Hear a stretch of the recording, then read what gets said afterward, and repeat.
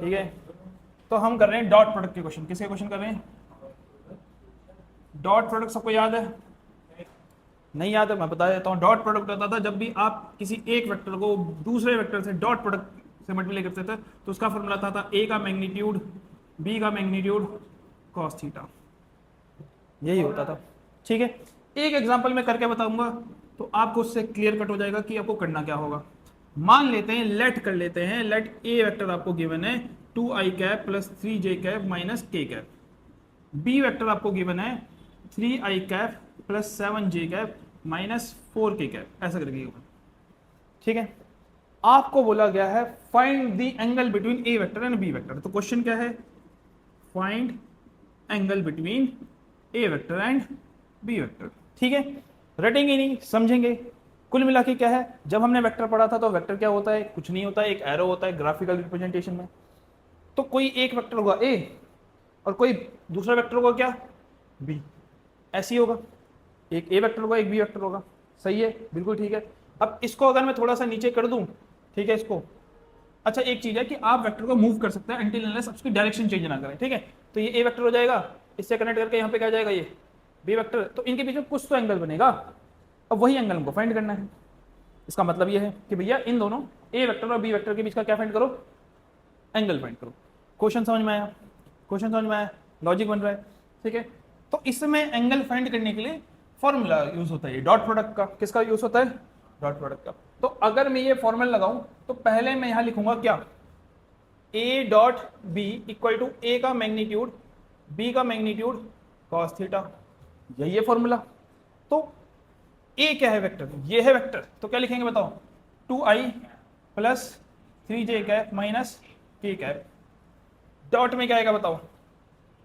3i cap plus 7j cap minus का 4k cap. सही है, इक्वल टू ए का मैग्नीट्यूड। तो मैं पहले ए का मैग्नीट्यूड निकाल लेता हूँ। मैग्नीट्यूड निकालने का फॉर्मूला क्या बताया था मैंने आपको? ए वेक्टर का मैग्नीट्यूड मतलब अंडर रूट जो भी डिजिट है उसका स्क्वायर, 2 का स्क्वायर 3 का स्क्वायर प्लस माइनस 1 का स्क्वायर, यही बताया था। ऐसे निकालते हैं मैग्नीट्यूड, याद है सबको? ठीक है, तो क्या आएगा बताओ इसका आंसर? 2 का स्क्वायर 4, 3 का square 9 plus 1, 9 plus 1 under root 14। सही है, वैसे ही बी का मैग्नीट्यूड निकाले तो क्या आएगा बताओ जरा? अंडर रूट 3 का स्क्वायर प्लस 7 का स्क्वायर प्लस माइनस 4 का स्क्वायर, क्या आ जाएगा बताना जरा? 9 प्लस 49 प्लस 16, यही है। ठीक है, कितना हो जाएगा? 58, 58 प्लस 6 74, 74 ही तो आएगा, अंडर रूट 74। सही है, यही आएगा। तो अब मैं वैल्यू पुट कर सकता हूँ इसमें। अंडर रूट ए का मैग्नीट्यूड की जगह क्या आएगा बताना जरा? अंडर रूट 14, दूसरे की जगह क्या आएगा? Under root 74। सही है, मतलब बाद में यहाँ पे क्या आएगा? कॉस। सही है, कितनी चीज क्लियर है? अब आपको ये ध्यान रखना है, इसमें और इसमें आप डॉट प्रोडक्ट कर रहे हो। डॉट प्रोडक्ट करने टाइम पे केवल आप सेम कंपोनेंट को ही मल्टीप्लाई करोगे। आई को आई से मल्टीप्लाई करोगे, जे को जे से मल्टीप्लाई करोगे, के को के से मल्टीप्लाई करोगे। अब आपको मैं ये भी जस्टिफिकेशन दे देता हूं कि ऐसा क्यों होगा। क्योंकि एक चीज जो मैंने आपको पढ़ा था नहीं बताई थी, वो ये कि आई डॉट आई होता है 1, जे डॉट जे होता है 1, के डॉट के क्या होता है 1। आई को अगर जे से मल्टीप्लाई करोगे तो 0 हो जाएगा, आई को के से मल्टीप्लाई करोगे तो भी क्या हो जाएगा? 0। जे को भी कैसे करोगे क्या आ जाएगा? 0। अब क्या मैं आपको ये रटने के लिए बोल रहा हूँ? बिल्कुल नहीं, इसको आप प्रैक्टिकली भी समझ सकते हो, खुद करके देख लो। अगर मैं आई को आई से डॉट प्रोडक्ट करूं तो क्या है डॉट प्रोडक्ट का फॉर्मूला बताओ? ए डॉट बी का फॉर्मूला क्या था? ए का मैग्नीट्यूड बी का मैग्नीट्यूड कॉस थीटा, यही फॉर्मूला था, यही फॉर्मूला था ना। तो आई डॉट आई का मतलब पहले आई का मैग्नीट्यूड, दूसरा आई का मैग्नीट्यूड कॉस थीटा, यही आएगा, यही आएगा। क्योंकि यहाँ पे ए भी आई वेक्टर है और बी भी क्या है? आई वेक्टर है। आई कैप का मैग्नीट्यूड, आई कैप क्या है? Unit vector. यूनिट वेक्टर का मैग्नीट्यूड क्या होता है? क्या होता है यूनिट वेक्टर का मैग्नीट्यूड? 1। क्या होता है? 1। तो आई कैप की जगह क्या आएगा? 1। यहाँ भी क्या आएगा? 1। कहाँ पे ध्यान था भाई तेरा? कहाँ पे ध्यान था? तो टेबल ही सीधी करते रहे। जब फ्यूचर में लोग खाना खाएगा तब भी तो टेबल ही सीधी करता रहेगा उनकी।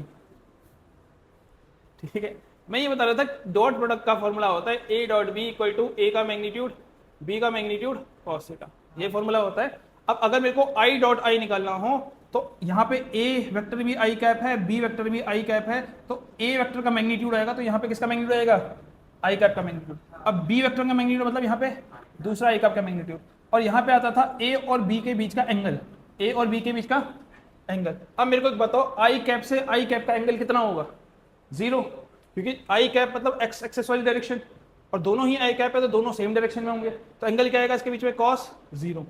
सही है, तो कितना आएगा, आई कैप क्या है, एक यूनिट वेक्टर है, यूनिट वेक्टर का मैग्नीट्यूड क्या होता है 1, तो इसकी जगह क्या आएगा 1, इसकी जगह भी क्या आएगा 1, कॉस जीरो भी क्या होता है 1, क्या जाएगा आंसर 1, 1 मल्टीप्लाई 1 मल्टीप्लाई 1 क्या आएगा 1, मतलब आई को आई से मल्टीप्लाई करने पे क्या आता है, वैसे ही जे को जे से मल्टीप्लाई करने पे भी क्या आएगा 1, क्योंकि फिर से एंगल सेम रहेगा।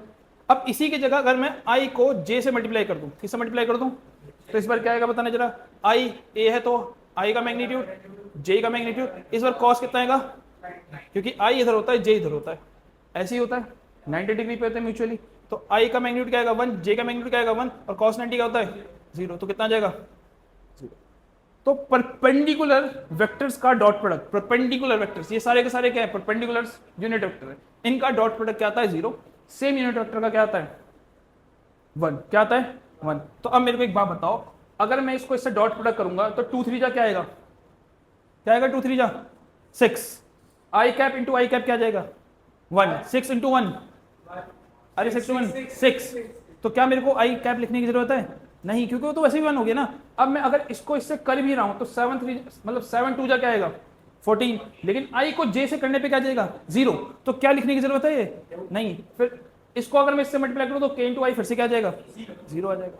समझ में, सेंस समझ में, इसलिए हमेशा मल्टीप्लाई करेंगे तो किसको करेंगे, केवल सेम यूनिट वेक्टर्स को, क्योंकि उनका प्रोडक्ट 1 आएगा, बाकी सबका क्या आ जाएगा 0, तो इसलिए मैं करूंगा केवल 2 को किससे 3 से, 2 3 जा 6, आई कैप इंटू आई कैप 1, ठीक है, प्लस प्लस प्लस 7 3 जा 21, J cap 1, minus minus plus 1 into 4 4, के कैप 1, तो क्या आएगा यहाँ पे under root 14 under root 74 cos theta, ये आएगा, करो 25 प्लस 6 31 अपॉन में under root 14 under root 74 equal to cos theta.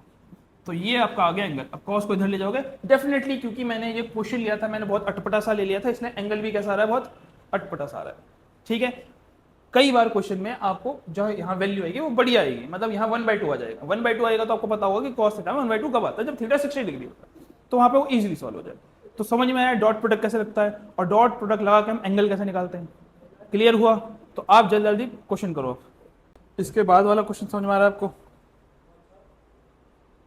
Prove that vectors A and vector V are perpendicular to each other।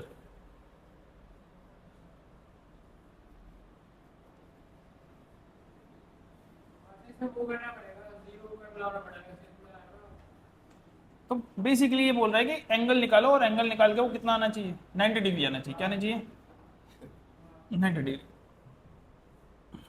ठीक है, तो ये एग्जाम्पल नंबर 27 है। तो अगर आप ध्यान से देखो तो आपको जो गिवन है वो है ए वेक्टर आपका कितना I cap plus 2j cap plus 3k cap, और बी वेक्टर आपका 2i cap minus j cap. सही है, आपको क्या प्रूफ करना है कि ये दोनों वेक्टर्स क्या हैं, परपेंडिकुलर है। Proof A perpendicular to B, ये प्रूफ करना है। सही है, डॉट प्रोडक्ट लगाएंगे, क्या है डॉट प्रोडक्ट बताओ, A vector dot B vector equal to क्या आएगा, ए का मैग्नीट्यूड बी का मैग्नीट्यूड कॉस थीटा, ये आएगा। अब ध्यान रखना हम स्मार्ट वर्क करेंगे। स्मार्ट वर्क क्या है कि मैं इनको पहले डॉट प्रोडक्ट करके देखूंगा, तो मैं इधर क्या लिखूंगा, मैं I cap plus 2j cap plus 3k cap dot क्या आएगा 2i माइनस j। क्या k वेक्टर है यहाँ कुछ नहीं है ना, तो k वेक्टर नहीं है तो उसको मैं लिख दूंगा 0k कैप।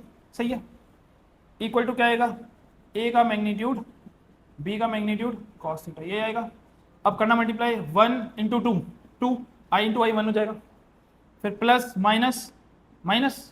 सही है, 2 इंटू 1 क्या आएगा 2, j into j 1, same unit vector 1 हो जाएगा। 3 इंटू 0 0, तो प्लस का 0 इक्वल टू क्या आएगा a vector b vector cos theta. सही है, 2 माइनस 2 क्या आता है 0, तो 0 इक्वल टू क्या जाएगा a vector b vector cos theta. तो अगर इन दोनों वेक्टर को भी डिवाइड में भी ले जाओ तो 0 अपन में क्या आएगा, A vector B vector equal to cos theta, और किसी को भी 0 से डिवाइड करो तो क्या आएगा, 0 इक्वल टू क्या जाएगा, कॉस थीटा, और थीटा में 0 कब होता है, कॉस में, कॉस 90 में, तो कॉस 90 इक्वल टू कॉस 0 हो जाएगा, कॉस से कॉस कट गया तो थीटा इक्वल 90 हो गया प्रूफ, यही प्रूफ करना था, इतना सिंपल था ये तो। 28 एग्जांपल में बोल रहा है कि लैम्डा की वैल्यू फाइंड करो अगर ये दोनों वेक्टर परपेंडिकुलर हैं। तो आपका एक वेक्टर है ए जो कि आपका गिवन है 2i cap plus lambda J cap plus के कैप, दूसरा है बी वेक्टर आपको गिवन है 4i cap minus 2j cap minus 2k cap. इसने खुद बोला है कि दोनों वेक्टर कैसे हैं, परपेंडिकुलर हैं। It is given A is perpendicular to B। अगर इसके परपेंडिकुलर है तो मैं फॉर्मूला लगाऊंगा A dot B equal to A का मैग्नीट्यूड B का मैग्नीट्यूड cos 90, क्योंकि परपेंडिकुलर गिवन है, सही है। अब cos 90 तो cos 90 क्या होगा, 0, मतलब इनका जो डॉट प्रोडक्ट क्या आएगा, 0 आएगा। तो इनका डॉट प्रोडक्ट कर दो, तो क्या लिखोगे यहाँ पे बताओ, 2i cap plus lambda J cap plus का k cap dot 4i cap minus 2j cap minus 2k cap equal to 0। तो 2 4 जा 8, फिर प्लस माइनस माइनस लैम्डा 2 जा 2 lambda plus minus minus 2 into 1 equal to 0, 8 minus 2 6, 6 minus 2 lambda equal to 0, तो lambda equal हो जाएगा 6/2, तो lambda की value आपकी आ जाएगी 3। इतना इजी क्वेश्चन, सही है। अब ये सॉल्व भी इसलिए हो पाया क्योंकि उसने खुद किया था कि परपेंडिकुलर है, अगर नहीं दिया होता तो अटक जाता क्वेश्चन, ठीक है। अब यहाँ फोकस करो, ठीक है। देखो एक इंपॉर्टेंट चीज टू नोटिस जो आपको नोटिस करनी चाहिए कि हमने जब डॉट प्रोडक्ट किया तो डॉट प्रोडक्ट के एंड में हमको क्या मिला, एक नंबर मिला कि नहीं मिला ना। अगर ए वेक्टर है कुछ मान लो i cap plus 2j cap और बी वेक्टर है i cap plus 3j cap, तो अगर मैं a डॉट बी करूंगा तो मैं क्या करूंगा, इसको से मल्टीप्लाई 1 आएगा, 2 3 6 कितना आ जाएगा 7, 7 क्या एक नंबर है, क्या इसकी कोई डायरेक्शन है, क्या कोई डायरेक्शन है, नहीं, नो डायरेक्शन। तो इसका मतलब मेरे पास एक वेक्टर a था एक वेक्टर b था, इन दोनों को मल्टीप्लाई करने के बाद जो क्वांटिटी आई वो एक वेक्टर नहीं आई, वो क्या आई, स्केलर आई, वो क्या आई, स्केलर आई। इसका अरे 2 + 6 8 कर दो ना, ये तो छोड़ो कोई बात नहीं, तो क्या है, ठीक है 1 था ना वो, अरे 1 था मैंने गलती से लिख दिया था, अरे ये छोड़ो, मैं जो आपको बताना चाह रहा हूँ वो सुनो। तो क्या आई, एक स्केलर क्वांटिटी आई। तो इसका मतलब डॉट प्रोडक्ट जब भी हम करते हैं तो जो क्वांटिटी आती है वो कैसी क्वांटिटी होती है, स्केलर क्वांटिटी होती है। तो इसीलिए डॉट प्रोडक्ट को काफी बार क्या बोला जाता है, स्केलर प्रोडक्ट भी बोला जाता है। क्या बोला जाता है, स्केलर प्रोडक्ट भी बोला जाता है, ठीक है। ये बात समझ में आई। एक मैं एग्जांपल तुम्हें बता देता हूं क्योंकि ये तो मैथमेटिक्स है। फिजिक्स में एग्जांपल बता देता हूं, वर्क एक डॉट प्रोडक्ट है। वर्क क्या एक डॉट प्रोडक्ट है। वर्क का फॉर्मूला होता है फोर्स इनटू डिस्प्लेसमेंट, यही होता है। 9th में आपने यही पढ़ा होगा, लेकिन अब 11th में आप ये पढ़ोगे कि वर्क का फॉर्मूला होता है, अच्छा वर्क तो नहीं होगा, वर्क का फॉर्मूला होता है फोर्स डॉट प्रोडक्ट प्लस, यहाँ पे फोर्स भी एक क्या है, वेक्टर क्वांटिटी, डिस्प्लेसमेंट भी क्या है, एक वेक्टर, लेकिन इन दोनों को मल्टीप्लाई करने पे जो वर्क आया वो क्या है, एक स्केलर क्वांटिटी। तो दो वेक्टर क्वांटिटी का मल्टीप्लाई करके एक स्केलर क्वांटिटी बन रही है, इसलिए डॉट प्रोडक्ट है और इसको स्केलर प्रोडक्ट भी बोले। ये बात समझ में आ गई। डॉट प्रोडक्ट हो गया यहाँ पे खत्म। अब चलते हैं किसमें, क्रॉस प्रोडक्ट।